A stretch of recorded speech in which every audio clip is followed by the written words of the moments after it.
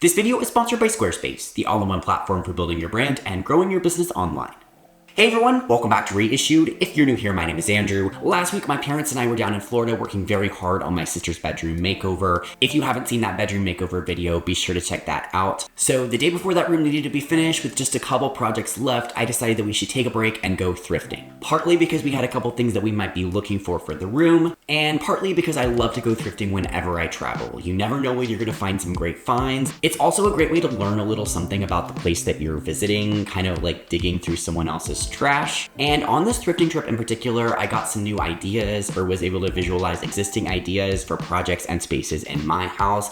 I'm gonna need your thoughts on that. So as we go through the video and I ask about your opinions and your thoughts, be sure to drop those down in the comments. Can't wait to hear from you. So today we're gonna be hitting 3 spots in the Destin, Fort Walton area. Let's go thrifting in Florida. So today we're gonna be hitting the REISSUED store in the Waterfront Mission in Fort Walton, and then scoping out a Goodwill in Destin. Goodwill is like the ultimate thrifting chain. There's always one anywhere I go, so I like to check it out so that I can compare and contrast. All right, so first up is the REISSUED store. For these first 2 stores, I've been here a couple times over the years, so I'm not going in totally blind. Still, every thrift store visit is new, and the more I thrift, the more my mind is open to creative possibilities with questionable items, and the more critical I become with the way the thrift stores are run in terms of organization and pricing. So let's see what we're working with today.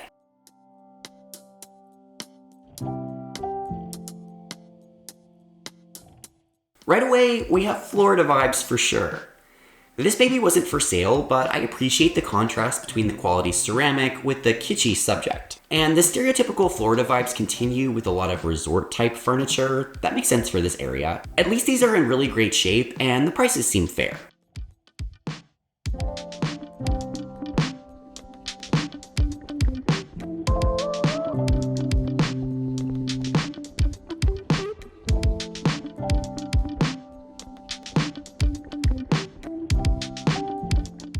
Okay, now we're talking. I know I'm more into the Asian vibes than most people, courtesy of my grandma's taste, I guess, but I just think the sculptural lines and black and gold palette is so pretty and goes with literally everything. Someone commented this on my last video and I couldn't agree more. Asian pieces are such a great addition to eclectic design because they're timeless and they go with everything. At $69, the price point seems okay, until I sat in the chair, which was fine at first, until I heard a loud crack and fell through the bottom of the chair. That's embarrassing. You always gotta test out the furniture first. The parade of interesting chairs continued with this beauty. I love the metal arms that have kind of a ram's horn vibe, or like the top of a really fancy walking stick. The honey rattan finish looks cheap to me, but can you imagine this in a black lacquered finish in a dark academia room? Kind of villainous, but super chic. At $50, I think this could be worth it. I also really liked this chair with the arms carved into kind of a fist shape. This is my idea of successful coastal design, although I think a dark stain and a more neutral upholstery would class this up a bit. But for $29, this is a great starting point.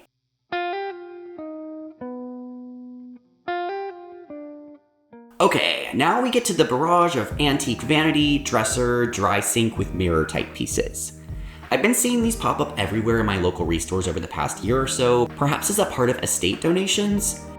I noticed that these often sit around for a while and can be a hard sell since they're not necessarily providing the storage or proportions that people are wanting now. Don't get me wrong, I love them, especially this one, but I literally don't have a place for it. I could see any of these pieces in a little cottage guest room or in a nook just outside a bathroom. Does anybody have a piece like this in your home? If so, where is it? How do you use it? I want to know everything. This one is sold though, so someone's appreciating these.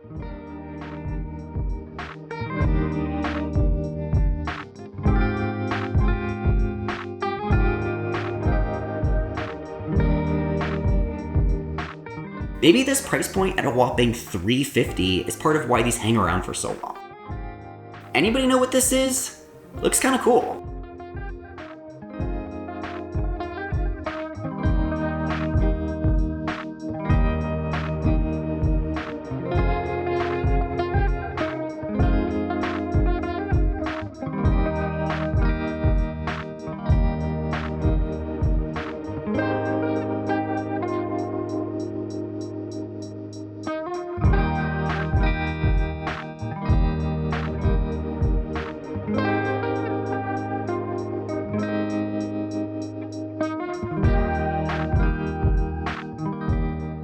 The building materials here were a little underwhelming, but they have tons of doors. Perfect for recreating the screen that we made for Katie's bedroom.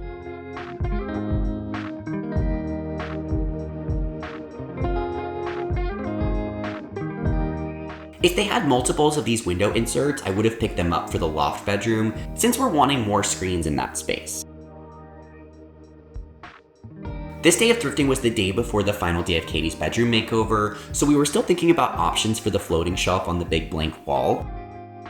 What we were thinking is if we attached it to the front of the shelf we're getting ready to buy, right? Is that what you're saying? Yeah, or like even midway through. Oh, okay. You know? Yeah. While we still would like to attach a trim piece like this on top of the shelf to keep any pictures from sliding off, the pricing on the trim here seemed pretty high, so we held off on that for now.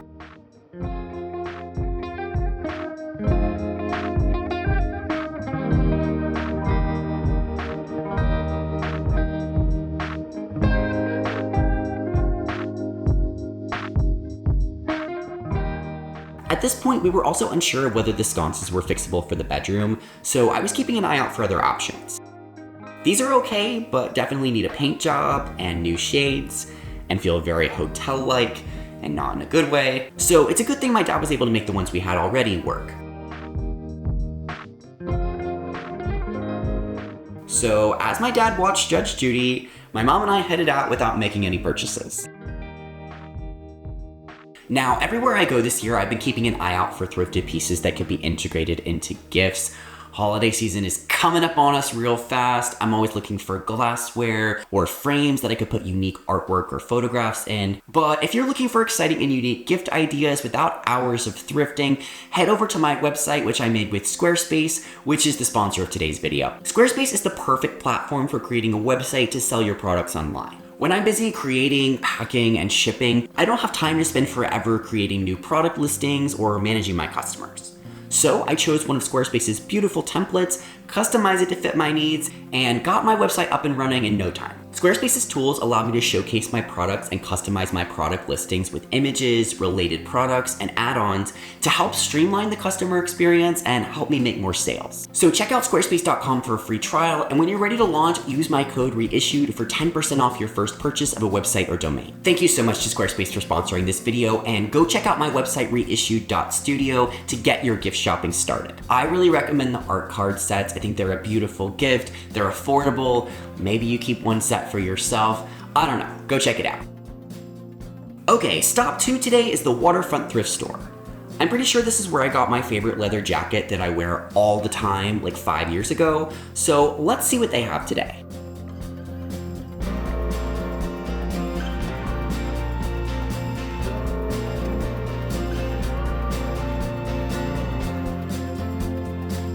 This place is huge.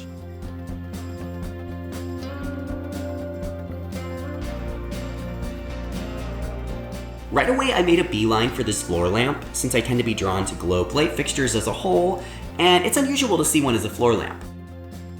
The shape is kinda cool, albeit a little hotel-like again, and it's plastic, so that's definitely a no-go for me. However, it's validated my desire to find a cool piece of glass to go over the bulb on this floor lamp that Matt found at the REISSUED for $20, I think. This probably originally had some kind of glass uplight, but I think a globe or one of these Art Deco glass pieces would be so cool on this lamp for my living room. What do we think? I'm kinda struggling with this lamp and I'm open to any ideas. Let me know.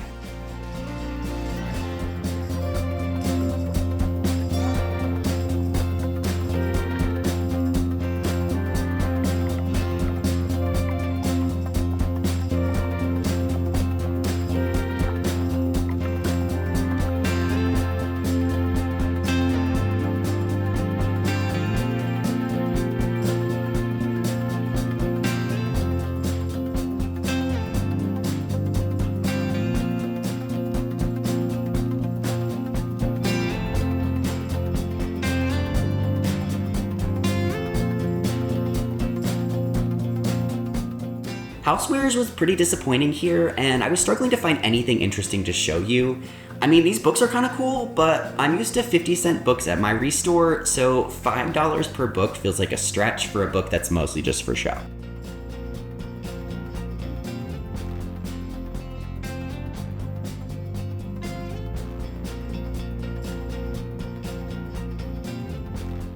So let's check out the furniture.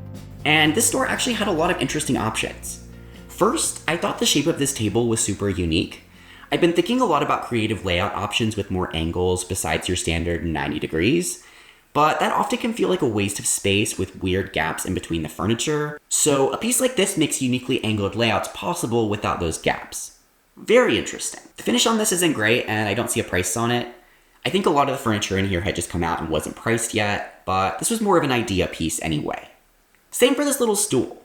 I love the mid-century legs, and I'm finding that a lot of smaller tables in my living room is giving the kind of Gryffindor common room vibe that I was going for. So maybe a stool like this could work too. Maybe for someone, but not for me today. Next up was this little metal and glass desk, which didn't have a price on it at first, but got priced at $30 after I asked. Now, hear me out on this one. I know it's giving Walmart Y2K computer desk vibes, but I've been looking for a good option to replace the table in my studio. This glass table that I have in the studio, I got as a part of a dining set at the REISSUED store years ago. I put it in here because it looks pretty nice, but I think it's a little bit too large for the space. I was originally wanting to cut the glass down, but that can be very expensive. I'm really wanting something in here that's on wheels so that I can move it around the space in case I need floor space to work on larger projects. I was really feeling that when I was working on my thrifted leather chair at the beginning of the year. I just didn't know where to go for this. There wasn't space. So I want the table to be on wheels. I really actually love the glass top on this table because I can just paint on top of it and then scrape it all off to clean it up afterward. It's super easy and I love that. However, I am also wanting this table to act as some storage for me. One of the things that I have the hardest time storing is like large paper or canvases or artwork. So if I could have something that has kind of like lots of little shelves that are quite large, that would be really nice. It also would be amazing to have something that's height adjustable so it could come up higher if I wanted to like cut fabric, but then be lower if I need to sew. I just need this table to do everything for me. So this desk was hitting a lot of the points that I needed for my new table, and I think this could be cool and industrial, painted in a more matte black or army green finish, but I decided it just wasn't hitting enough points to take the chance on it today, but I can keep my eye out for something similar if that's the route I decide to go. This coffee table is beat, but I like the way that the pedestal is smaller than the top, so it kind of appears to be floating. I feel like I might hit my shins on the sharp corners, but I can see how this floating effect would make a room feel larger than the standard table shape. And at $21, this might be worth the flip if I were a furniture flipper. Which brings me to probably my best and most interesting find of the day. It was hidden behind some other furniture, so I didn't even see it until my second pass around the store. The lines on this dresser seemed pretty cool, and it was only $40. So I opened up the drawer and saw the Mangle stamp inside. I hate to be that person that Googles everything in the store to look for the value. I like to think that the item can speak for itself, but I have been Googling a lot more in stores lately to learn about different brands and period styles and understand the value there. So I Googled Mangle and found them to be a pretty prominent furniture maker in the early 1900s, making this a legit mid-century piece. Clearly this one is painted and probably has some veneer damage in addition to its broken handle, but the style is super cool and I bet this would be amazing and high value if restored.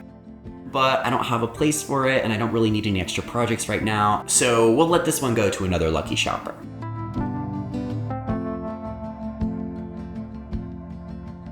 Just past a duplicate of my floating coffee table was the premium finds section. We'll be the judge of that. This sake set was super cute, and I love the more modern take on the blue and white colorway. Very cute for $15. I also found myself really attracted to these other wood dish sets that look to be in great shape with decent prices. Premium indeed, I think, especially compared to all the other housewares. To round out the tour of this store, I made my way over to clothing and was underwhelmed. I can't say that I had high expectations for fashion gold in this area, and that kind of tracked. Most things were pretty basic, maybe some quality, but nothing as unique as I'm wanting right now. So even though the clothes here were a bust today, the furniture section kinda rocked my world with interesting finds and affordable prices. So let's head out and across the bridge into Destin to pop into a Goodwill. While Fort Walton is a little more local, Destin is tourist territory, so I'm curious to see how that translates in the thrifting space.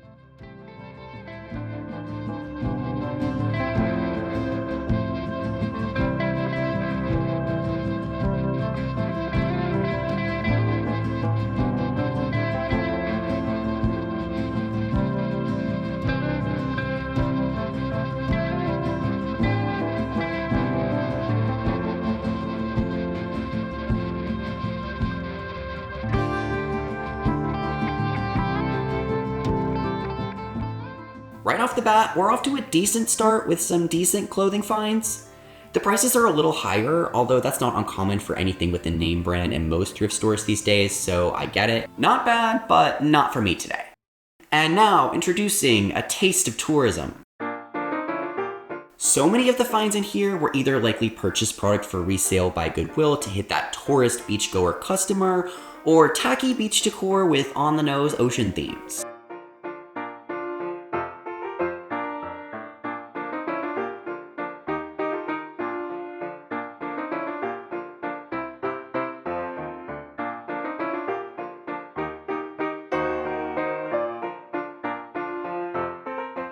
So this is random, but I find it really funny that Lovesac didn't rebrand at all when they started doing legit furniture. Is that just me? This store looked like an old restaurant maybe, because the series of connecting rooms was unlike any Goodwill I've ever been to. Not mad about it, but I'm ready for some good finds already.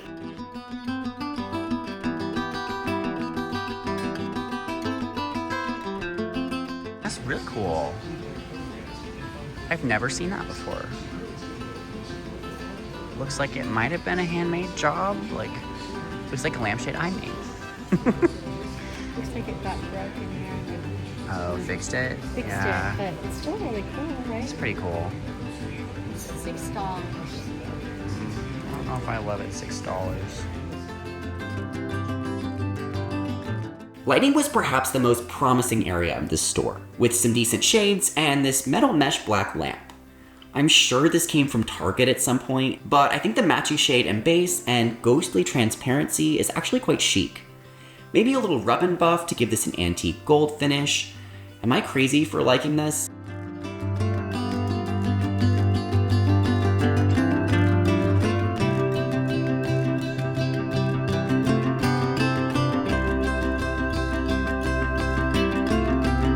Again, as I moved through housewares, I was struck by just how much of the store appeared to be generic purchase product rather than individual donations, which kind of sucks the fun out of the thrift store for me. I've noticed this a lot in some of the Atlanta area Goodwills as well.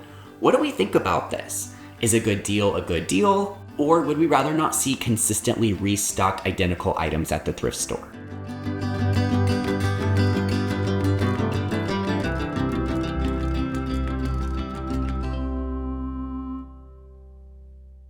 Back over in clothing, I found myself attracted to this striped sweater that was giving 1950s day at the beach vibes. No tags or branding, so I had to try it on. Not bad, but the fit was kind of weird. So I did my trusty Google image search, and surprise, it's a women's top from Amazon.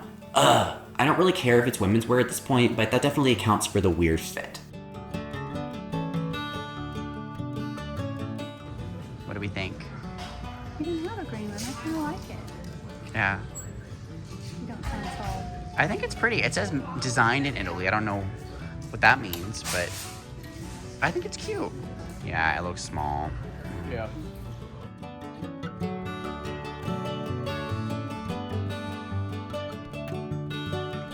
Oddly enough, for hot and sunny Florida, some of the best clothing finds were over in the outerwear section.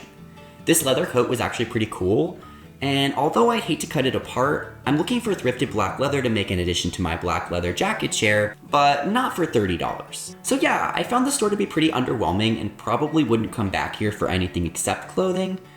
If a thrift store is meant to tell us something about the place where it's located, it didn't really tell me much of anything about Destin. Or maybe it did, actually. So with a fun afternoon of thrifting under our belts, let's head back home and finish up Katie's bedroom.